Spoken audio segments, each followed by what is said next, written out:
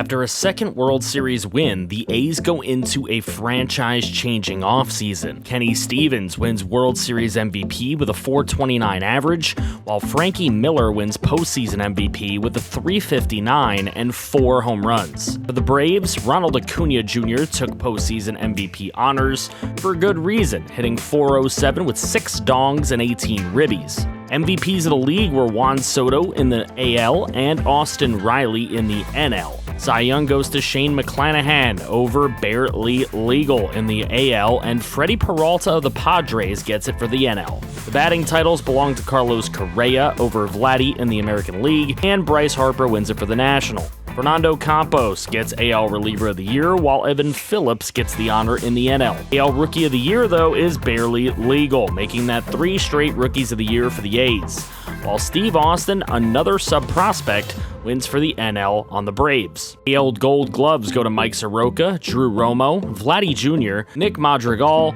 Miguel Vargas, Colson Montgomery, Stephen Kwan, Riley Green, and Kyle Tucker. For the Silver Sluggers, it's Manuel Tavares, Tyler Stevenson for his 3rd straight, Pete Alonso for his 3rd in 4 years with Tampa, Brandon Lowe, Rafi Devers, Bo Bichette, Juan Soto, Kyle Tucker, who's won a lot of them, and Dalton Varsho. NL Gold Glovers go to Subscriber, Matt Seward, Hebert Ruiz, Adrian Gonzalez, Termar Johnson, Brian Hayes for his 4th in 5 years, Ezekiel Tovar for 2 straight, Sal Frelick, James Wood, and Ronald Acuna Jr. The Silver Sluggers go to Brian Reynolds for the 4th straight year in a Philly uniform, Joey Bart, Spencer Torkelson, Jonathan India, Austin Riley for the 3rd straight year, Trey Turner, and Ronald Acuna Jr., as well as Masataka Yoshida and Bryce Harper. Retirements were a little bit lackluster, with Javi Baez hanging the cleats up with 1,400 hits. Garrett Cole makes a Hall of Fame case with 2,900 strikeouts and 200 wins. Lourdes Gurriel, Lance McCullers, and Anthony Rendon all retire as well. None of those players make it to the Hall, though. Was Cole robbed? I think so. We need a manager, a hitting coach, and a first base coach. And Johan Glynn was the skip last year, so we tried to re-sign him and bring him back for a massive contract at $7 million per year. Andy Haynes is offered the hitting coach job at $1.5 million per year, and Jackie Estrada gets a similar offer for first base coach. All 3 of them do end up accepting their positions. I decided instead of going after a bunch of free agents for the rest of this series, we're going to do our best to keep our own players, especially the ones that we drafted, but everybody else out here spent some money. The Marlins added Chase DeLauter, Phillies got J.P. Crawford, Henry Davis went to the Mets, the Braves added Joe Jimenez, and the Nationals, looking to compete in the NL East, acquired Jackson Chourio, Shane Baz, and Termar Johnson. In the NL Central, the Reds get Jake Fraley. The Cubs spent some money with Logan Davidson, Alec Boehm, and Will Smith, all on short deals. The Brewers added Drew Jones and CJ Abrams to try to start a young core.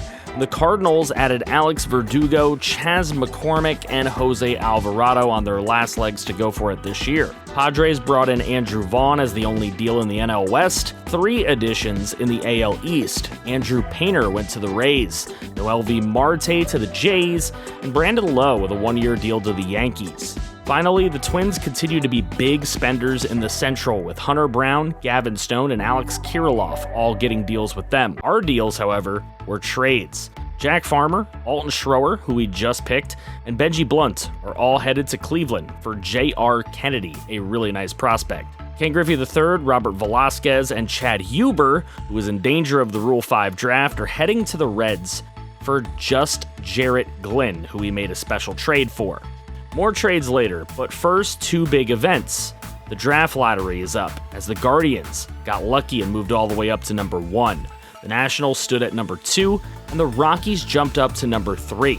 A lot of movement in the top 9, but none after that. After that was the Rule 5 draft, which comes and goes, but Chad Huber, whom we just traded away, does end up getting selected by the Marlins in the 2nd round. But in the 1st round, we ended up losing Jeremy Johnson, Laban Baker, and Douglas White. 3 guys that I didn't want to see go, and I did my best to find spots on the 40-man, but in the end, Johnson was stuck in AAA with our outfield, and White stuck behind everybody in our bullpen, so not a great spot for them. We'll wish them the best of luck in the future. After that, it's arbitration, where we only win in the Colby Gaynor case, and Tyler Soderstrom winning his arbitration was then shipped off because he wants $11 million a year as an 84 overall, and I think Susac can be just as good for us. He goes to Pittsburgh for 2 teenage prospects. Garrett Crochet is in a contract year, and we shipped him to Baltimore for 2 more prospects. Also, Yuri Perez is going to want a big deal this offseason, and we can't pay it.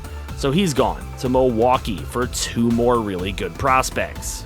That's going to take us to spring training, where the team went a wild 20-7, with really everybody outside of Wally Schwashbuckler, who was just brought in, and Christopher Hornsworth III hitting really well in spring training. And with the pitching staff, barely legal, Damon Lucero, Cody James, and Larry Klink had the only ERAs over 3-point-something. With the great spring, I had the courage to ship Vladdy Jr. off to Pittsburgh, as he does have a player option at the end of the year anyway. He did a lot to make this team relevant, but we've been making the Pirates solid with 3 prospects coming in. We're happy with this trade, and hopefully the Pirates can be something in the future. We then sent Corey McClendon, Radio Snake, and Irving Estrella to the Red Sox to get Michael Cook back. Lineups are looking similar to years past, but Susac is now the full-time catcher. Tavares moves to full-time first baseman with Vladdy out of here. Miller gets first full-time third baseman with Vladdy out of here, and this gets Castaneda in the outfield and Hoffman playing DH. The rotation is legal: James, Buttersworth, Feliciano, and Valenzuela, with McBride, Chavis, and Ryan Dwyer at long relief, Stahl, Pippersheim, and Lucero at mid-relief, Colby Gaynor setting up for Xavier Klink, who's getting his first shot to be a closer. This takes us to opening day 2030 at Pandora Field in Oakland, California, as the Miami Marlins are coming in. Barely legal, last year 17-7 with a 3.86 ERA. He gives up a solo shot to former Oakland A Jeremy Ironman, who actually never came up with the team. Marcelo Mayer, however, in the bottom of the 4th inning, gets a gapping double in the left center field gap, and that is a 2-run double to tie the ball game at 2. Later, it's 4-3 in the bottom of the 6th. Daniel Susac with a dribbler, and he is thrown out at first to end the 6th inning with no runs across. Here's Carlos Castaneda in the bottom of the 8th. Another chance to score runs. He's the second out of the inning. That leaves Kenny Stevens, who strikes out on a slurve inside. He's frustrated. The entire A's team is frustrated. Hoffman, the last chance, and he hits this one over to second, but look at this. Trouble with the ball, and Hoffman is safe. So that gives an opportunity to Gibbons, but Hoffman stealing the pitch out works for the Marlins, and that is a horrible way to go down in opening day, with Reed Hoffman getting caught stealing. So a 4-3 loss on opening day. Later on in the month, Pedro Chavis tore his labrum, and he's done for the season. So that gives Mario Delgado his chance in the majors finally. The 2023 draft is up, and with the first pick, Cleveland took my favorite player in the draft in Paul Hardin. John Tuttle was mediocre to me, but he's the Nationals pick at number 2, and I wouldn't have taken Mark Matsumoto at number 3, but I'm also not the Rockies GM. Our selection started with Carmine Lopez, a third baseman from Venezuela, who we scouted, but he had very little interest in coming to Oakland. After that, it was catcher Kevin Ruiz, who we knew would be raw, but he was slightly interested, young, and had some potential. After that, a flyer on a starting pitcher, Landon Gary, who we knew nothing about. Another flyer, this time at reliever, with Damian McDaniel, who we again knew nothing about. Scouts didn't do a great job, but in round number 4, Alejandro Guadardo, we knew nothing about, but he looked like a high potential player even at 22 years old. Johnny Walker is a good licker, so it's gotta be a good player, right? Yeah, we're just grasping at straws here. There isn't much available at the Mr. Irrelevant pick, so we go with Jay Warren from Pennsylvania. All-stars this season are Xavier Klink with a wild ERA for an all-star, Reed Hoffman hitting .311, and Jason Gibbons hitting .316 with 13 homers. And then Carlos Castaneda with a .278 and 22 homers at the break. That's awesome for him. Time for the trade deadline, and I'm not even going to waste your time. All we did was give an extension to Colby Gaynor to try to keep him in Oakland for a while. Then everything went wrong. It was the deadline to sign draft picks, and first-rounder Carmine Lopez declined his final contract offer. Third rounder Damian McDaniel accepted his last one. Second rounder Landon Gary also declined his final offer. It left us with a few more guys. Kevin Ruiz and Johnny Walker signed on, but it's our last pick, Jay Warren, who also declined. So 3 of our picks are going to be sitting in free agency in the offseason, and we're going to take a look at them as soon as we get a chance. Because Lopez is probably a solid player in that high B potential range, so we definitely want to get him this offseason in free agency. Ruiz is a 48 overall with 79 potential. McDaniel, a 53 with 79 potential. Guardado is a 46, but he's got 89 potential. And Walker, a 44 with 89 potential. So a lot of trade bait, it would seem. My favorite prospect, Harden, is still my favorite in the draft, so it was a poor draft all around, though Cleveland seemed to have found some gems. In September, our A's led the West by 4.5 games at 75 and 60, and we looked at call-ups. With Pete Incaviglia outplaying Christopher Hornsworth III, he got the call-up as he had 29 homers in AAA. The other call-up went to Bruce Gordon, who was playing crazy good in AAA. The Aviators failed to make the postseason after those 2 guys leaving them at 83 and 67. But the Rockhounds went 40 and 29 and won both halves, getting a bye into the Texas League Championship. The A's, up 4.5 games on the Rangers, took 2 out of 3 to put the division out of reach, winning it with a record of 92 and 70. They got the better of Texas at the end of the year for the 2nd straight year. The Yankees win the East, Orioles and Red Sox make wild cards.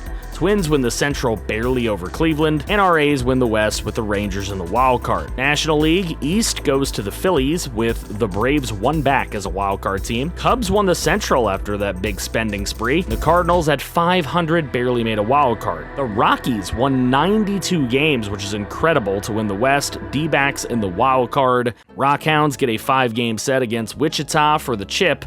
They lose game number 1. After that, they win game number 2.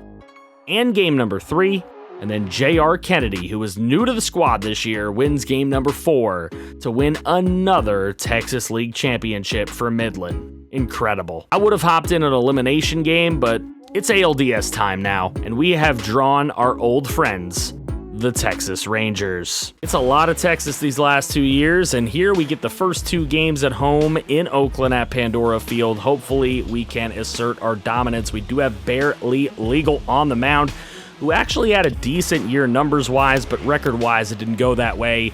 He gave up a leadoff solo shot, and Jason Givens had to do his work here in the bottom of the 1st inning into the gap to tie the ball game with a nice double.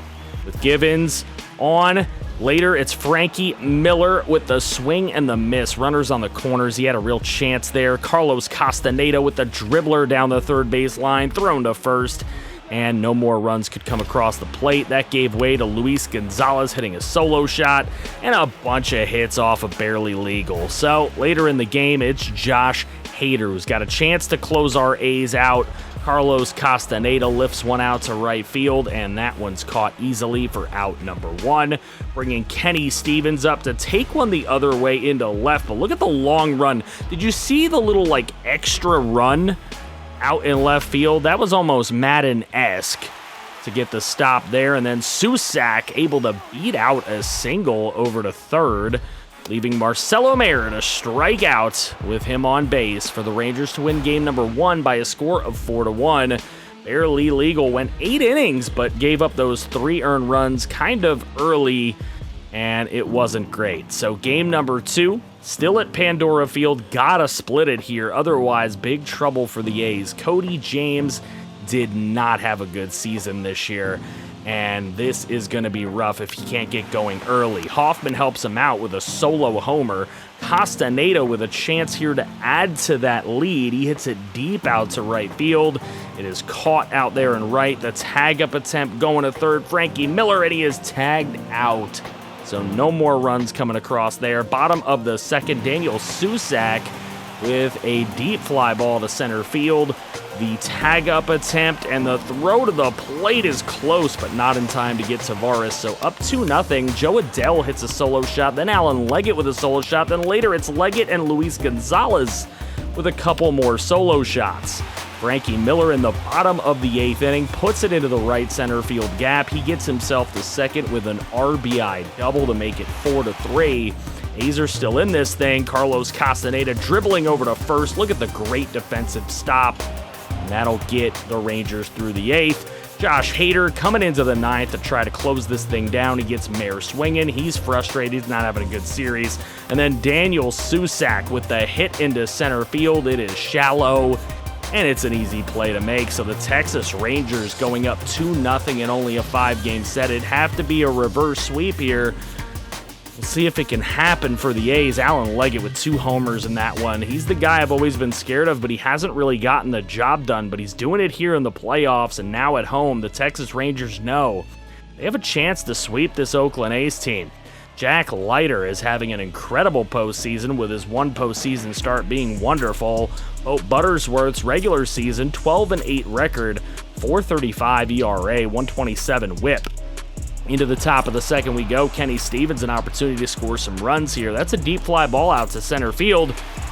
The tag-up attempt is started, and the throw to the plate not in time. So Nivar scores. It's a 1-0 game. Marcelo Mayer swinging and missing with an opportunity to get some more runs across. Reed Hoffman has a chance to score some here in the top of the 4th with 2 outs, and he gets the clutch AB.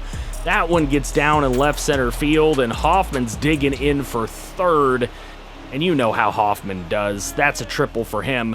2 RBI triple. It's 3-1, but Gibbons can't bring him home. And we move on. Westberg with a nice RBI double. That'll bring Frankie Miller to the plate in the top of the 7th inning, and that one goes right into the glove out in right field.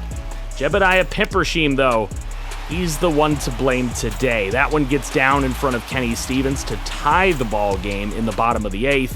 He stays in the game and gives up a long ball here to Tyler Stevenson that gets all the way to the wall. And that's going to put 2 in scoring position with nobody away. Xavius Klink comes in to try to change that, and Klink gives up a big one off of the wall in right. Stevens plays it off the wall, but it's a 2-run double.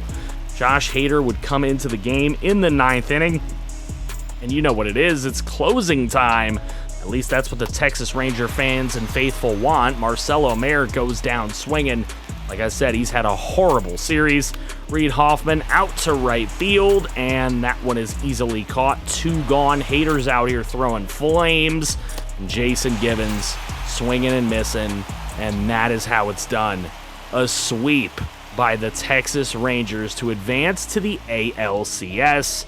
Congratulations, Rangers, but we still hate you. Very disappointing elimination, but the Rangers would move on to play the Yankees in the ALCS, and they would get dumped in just 5 games. So that would get the Yankees to the World Series against, guess who? The Colorado Rockies, and embark on an epic series where the Yankees would end up forcing a Game 7. But it's subscriber Troy Gordon who wins a Game 7 start against the Yankees as the Rockies win the World Series. That is wild. They go from 3rd overall pick to World Series champions, and not only that, but our old draft pick, remember Oliver Kennedy? He wins World Series MVP with a 448 average, and postseason MVP with a 378 and 2 jacks. Ugh, what a bad year to be an A's fan. Find out what happens next year in our next episode. I hope you enjoyed this style. Let me know in the comments what you think of the future of this series. Thank you all for the support, and thank you channel members for the above and beyond support. In case nobody's told any of you today, I'll do it. I love you, FG fam.